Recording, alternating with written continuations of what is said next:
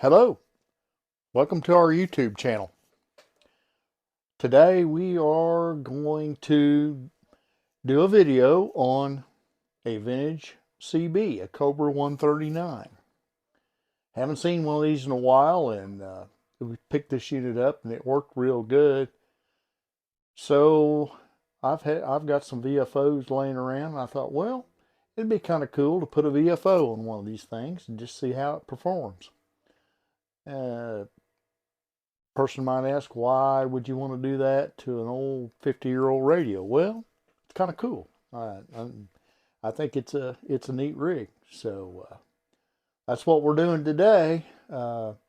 We haven't done any new videos in a while, and we are going to start doing some more here this week. So anyway, the 139, just a basic 23 channel sideband radio, and back in the day it was the cat's meow.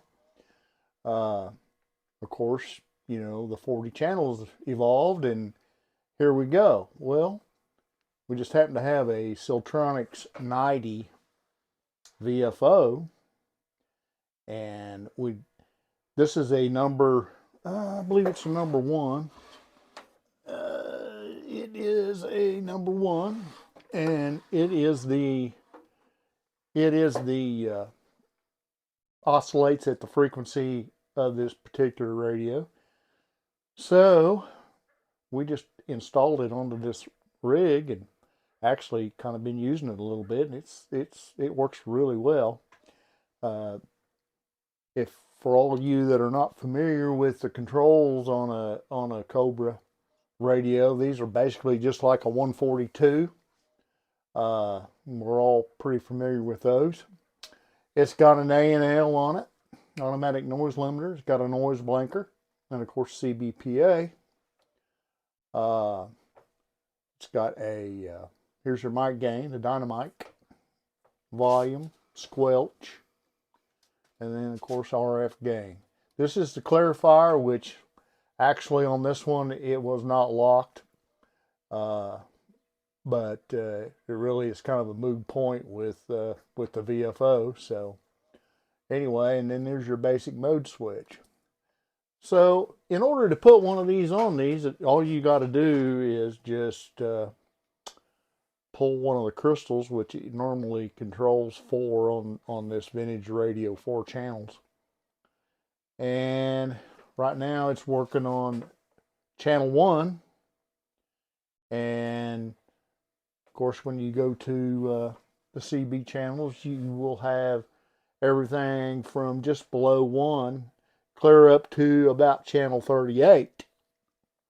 When you move it to HF, then you're on the top scale here, and you go way up. You're going to go clear up to about 27,900 or so, somewhere in that general range. And it's got a wide band, almost to 10 meters actually. It's got a wide range of frequencies, which that's one of the nice things about a Siltronix. They're capable of doing that. They made 2 models of this, the Model 80 and the Model 90. The Model 90 does not have quite the frequency range, or the Model 80, I'm sorry, does not have quite the frequency range as the Model 90 does. But nevertheless, that's what we had, and that's what we stuck on it. Had a D104 with it. Works real well. What we did on the cable, we did it all with Motorola on the back. Here, we put a RCA Motorola jack in the back and then wired it into the radio, which makes it kind of nice. As you can see, we can turn the radio around. It is been installed, and it makes it kind of a neat thing. Some of the peers say, well, you drilled a hole in the radio. Well, really, we did not, because on this particular case, there was already a hole there. But nevertheless, that's what we did. Made a pretty slick radio. We had to put some light bulbs in it. Of course, all the light bulbs were out.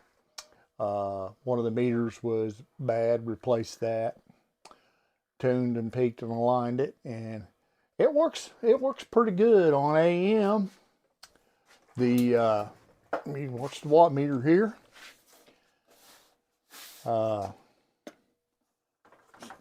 It's carrying about 4.5 watts. And hello, let's get it off that. Let's go back down to the regular CB band.